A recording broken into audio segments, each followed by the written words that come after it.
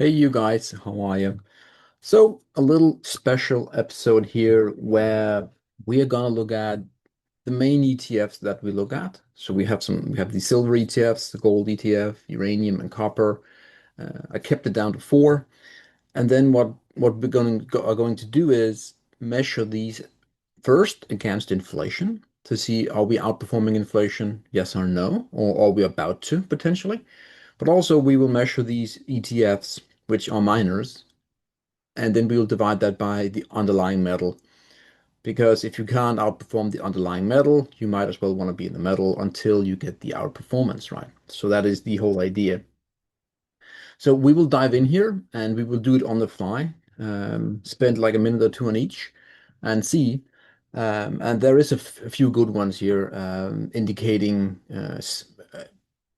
most of them, at least gold miners are looking really good and uranium are looking really good in these ratio pairs.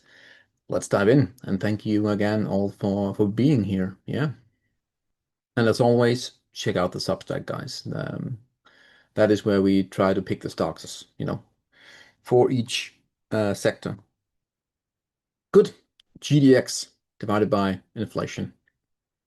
Disclaimer, this inflation here is the official numbers, right? In my view, these should be double. So, but anyways, we're using the official numbers. And that, this is the chart we get. So we have 12 to go through here, roughly 14. And let's check out where we are. So again, this is gold miners divided by inflation. So are we outperforming inflation and on what time frames are we outperforming inflation? So first off, again, my eyes, again, and that is also why I said, back in April 2024, there were multiple, indicators that, hey, we're about to go. We're about to have a moment of gold miners and gold be doing tremendously well, and silver also. But now we're talking about the gold miners, so that was a big breakout. It was a 4-year breakout, so we did a higher high with the back test, and now we are basically trying to get above the next hurdle, which is right here. You can see here going in, there is a lot of support and resistance here, supply and demand. And we are actually now trying to pierce the 2020 high, which is a big pivot high. So that is very encouraging for gold miners. Also, again, we can draw a parallel. You can see here from the highs of 2011 coming down to 2020. And then in 2024, we hit it for the third time. And what did we get? We got the minor pullback, and then we are breaking on the fourth. So April marked the 4-year breakout in 2024. And then, April, March in 2025 marked the 15-year breakout for gold miners. Gold miners are a big inflation hedge at this moment in time. And yeah, there's a lot more to go, trying to break those highs. So the long-term view is definitely up. The long-term view for gold miners are up. Uh, Next big resistance, right, is roughly around here, in my view. Again, this is done on the fly, so it might not be picture perfect. But again, I'm eyeing that golden trend line there, which we are roughly, again, until we meet that, 25% outperformance still. But overall, it looks really strong for the GDX against inflation. The juniors, again, the gold junior miners against inflation. Bit similar, right? So we're not going to do a whole lot, but as you can see, we're breaking the 2011, the 2020 highs, break out the backtest rally. And the same thing applies really, right? We have this target up here until we see any bigger resistances. Um, and also, again, you can see the same thing here. We're basically also hitting that pivot low, right? So we still have 40% outperformance by gold miners compared to inflation. And a disclaimer as well, we are in a period of very, very high inflation, right? So the inflation will remain high, but miners are to outperform that. Um, so yeah, what you can see here is still that the juniors haven't been testing the 2020 highs compared to the gold miners, but overall still, it's a great looking view for miners in general. Not gonna lie. URA, again, pretty darn beautiful chart in my book here. We had the breakout here, right? This was really intense, the tariff stuff. And then, the 2024 and the tariff was really, that was a hard time. And you can see we actually have a channel break here. So uranium miners long term, remember long term, we are on the monthly time frame now. Looks really good. Short term, again, if we are going to drop down to the daily, again, you have 22 daily candles within a month. It's still, again, looking good, but we're also a bit on our toes just to know because we had some last week that could suggest more downside short term. But at least here on the long term, right, that looks incredible. The big cup and handle play, breaking out from the handle here. Again, could we get the back test? Absolutely. You see that often, and that is why we still have that short term, view that we might, we could see a pullback before we get the bigger move, basically confirming the 15-year base or the 15-year cup and handle play. But overall, again, you can see here we're actually making some quite good gains. And uranium miners, yeah, ever since we had the COVID lows, basically, right? The late buys in 2020, which I bought most of my stuff in uranium, has been doing really well and is set to do even more. Bollinger Band expansion on the monthly. What more do you want? That's incredible. So yeah, uranium miners compared to inflation is outperforming big time on the monthly time frame, so very long term. URNM is lacking a little bit. The reason is URA has more chemical, right? Chemical has been, the big guy really. And we can see here, and we only have 4 years, remember that, but we're basically stuck within this range. A little bit of an overthrow there in April.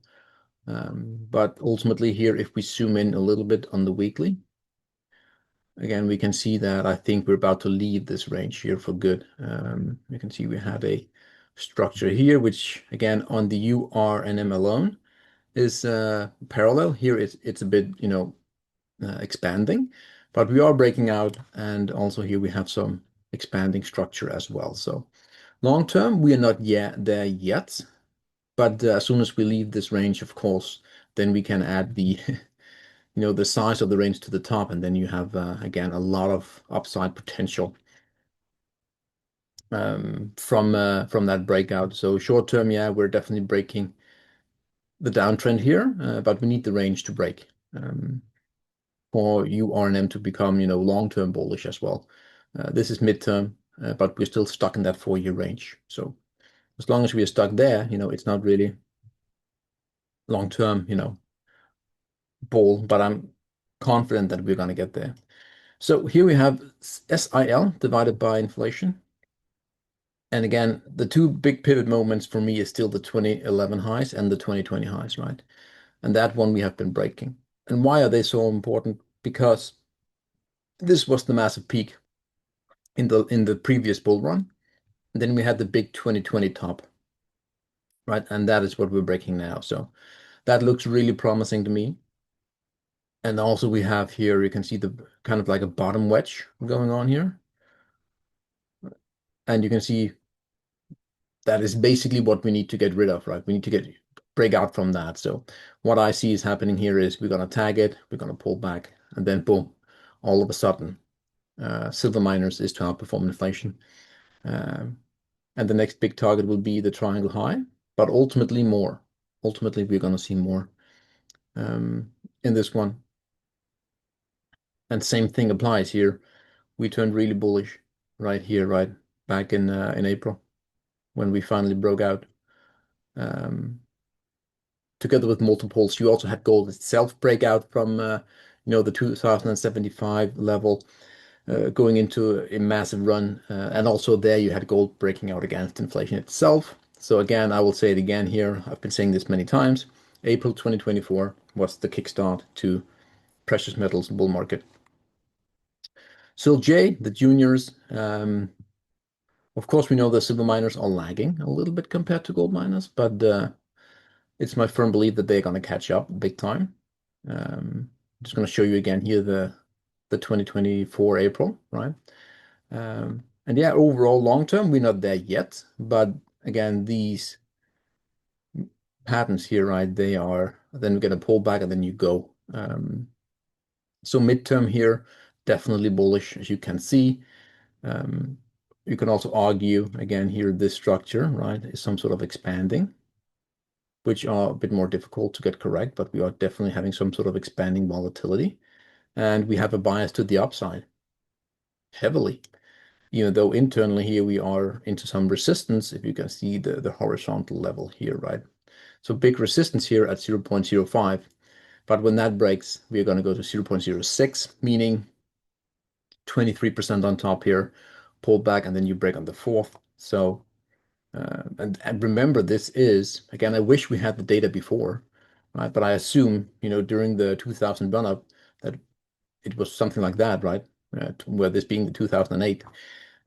So what this is actually a big run-up, right? Big peak high, and then you're consolidating for the better part of a decade. It's going to be fantastic. It's going to be absolutely great to be a part of this. Um, Again, we are talking long term here. We are on the monthly. So again, short term, remember, iffy, but long term, the price is looking to go up here. Copper miners. Oh yeah, beautiful copper. Overall, I really like the chart, right? We have 2015 here, and then you had 2020 which was the COVID lows. Big double bottom, boom, put in place here, with the midpoint being there, right? So what often you can do is actually do that measure, and we haven't even reached that W bottom, um, which is somewhere up here, right? And also we have a very clean, wedge, the kind of wedge that we would love to buy into every day of the week, right? Every single of these, where we have like a year, 2, 3, 4 years, they are the ones that is our go-to setups. And we are consolidating around that, double bottom midpoint, which suggests heavily, right, that, into 2026 most likely, maybe a bit before, but I wouldn't bet the house on that. We're gonna break out, and then you have copper miners outperform inflation big time. Again, big run up here sideways, and then you're gonna go higher. So copper miners will definitely also within the next year be an inflation hedge. It's a massive bull market actually once we break 0.163 here. I mean, it's even more game on. Remember, it's against inflation that we measure. So again, inflation will be high, and so will. Oh, I didn't delete this one here. Anyway, GDX divided by gold, meaning we are no longer looking at inflation, but we're looking at is the gold miners, the major ones, outperforming gold itself. Because if not, why would you be in the more risky area, which are miners, when you can just be in gold and do better? However, look, this is the most beautiful picture of the day, I think. 2011 high here, 8, excuse me, 2020, and then we tried multiple times, and now we are breaking the massive, massive downtrend. Even if we ought to really be picky with you can see here with the trend line, we are breaking even if we do like wick to wick, right? We are breaking that at the low end of this green wedge, right? Similarly, again, not picture perfect, but similarly, we have the wedge sideways. My target is up here for the third time. We're going to pull back and then boom, we go. This is the beginning, most likely. Again, remember, we're talking probabilities. So most likely this is the beginning of a period with big outperformance by the metal itself. Excuse me, the miners itself. And you can even see here, if we do that as well, if we take the highs from 2010, we're even breaking that. So multiple breaking points are happening in this ratio pair. And you can also argue here that maybe we have some bottom structure in there as well. So gold miners are saying, hey, I'm taking over gold. You have done well, and you will still do well. Don't get me wrong. But now I'm gonna be in charge, right? I'm gonna be in charge. So gold miners or gold now. I would still hold some gold, but gold miners are, from a ratio pair perspective, a better play from now on. Meaning, if you're new, you will most likely benefit more of getting into miners compared to gold, even though holding gold itself is also, has big value, of course. Gold juniors, yeah, same thing, even more clear, crystal clear, basically. Look at that. We are breaking out, and we also zooming in here. We have a beautiful bottom, beautiful inverted head and shoulder, breaking out, back testing it now. We're gonna rally higher. Again, juniors are even outperforming the metal itself, right? Even juniors are outperforming gold. So that is a sight to be seen in my view. Similarly, we have that kind of same, wedge pattern, even though this tilts down on both. I still think until we see, roughly 20% outperformance until we get like a pullback in the ratio. And then again, same thing applies.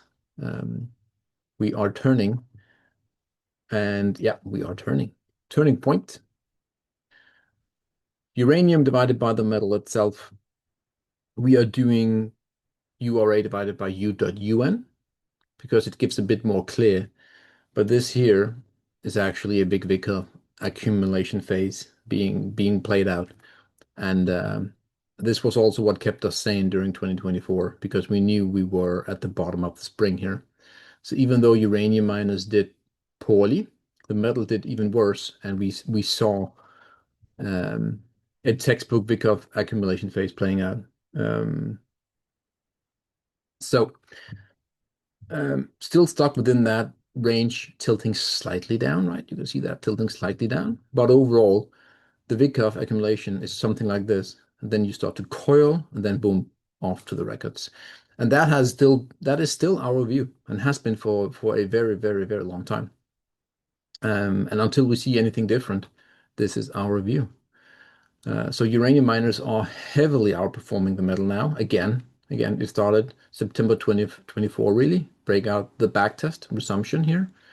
And I think we're in for a period of, a few years of just uranium miners outperform the metal, right? Remember, it's an outperformance of the metal, which can mean multiple things, but typically it's a really good sign.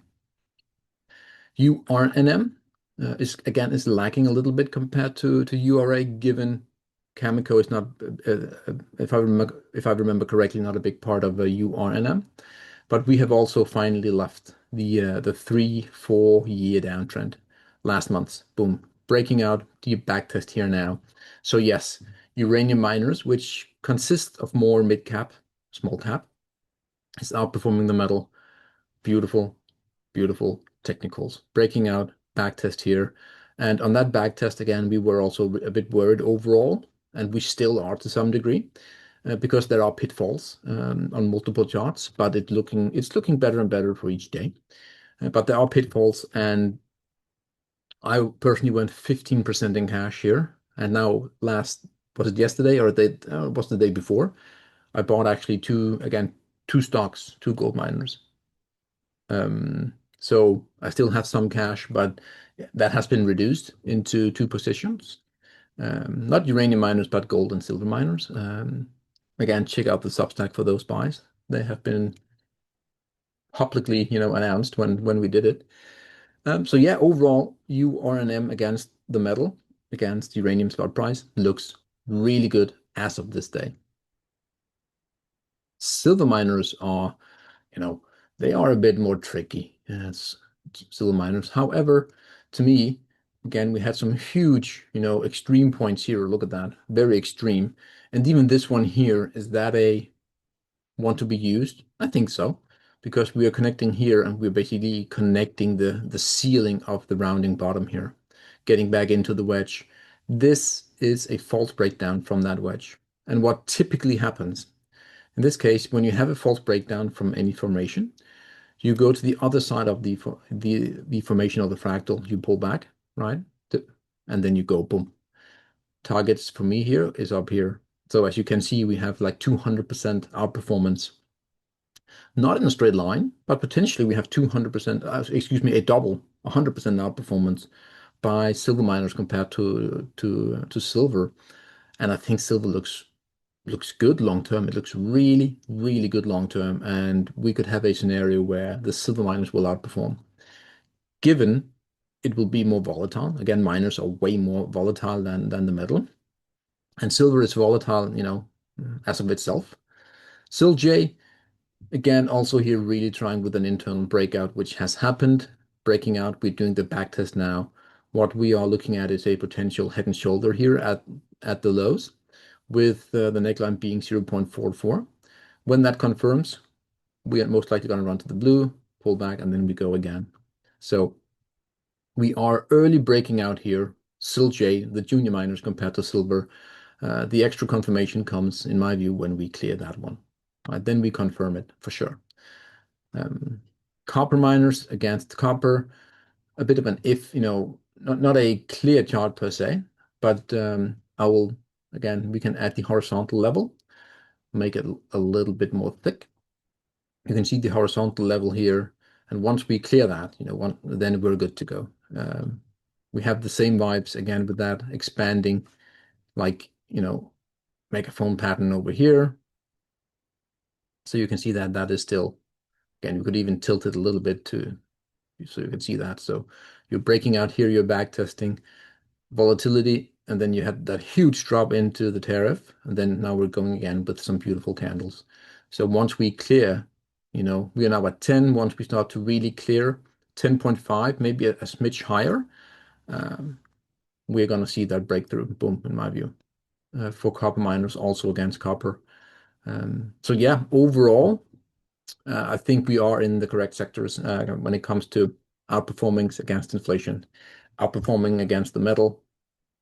And we just have to, in my view, stick to the long-term trend, which is up, but also keep an eye on the short-term on, pullbacks and therefore also buying opportunities, which was why I went 15% in cash, selling some gains and now bought some new entries in two silver stocks.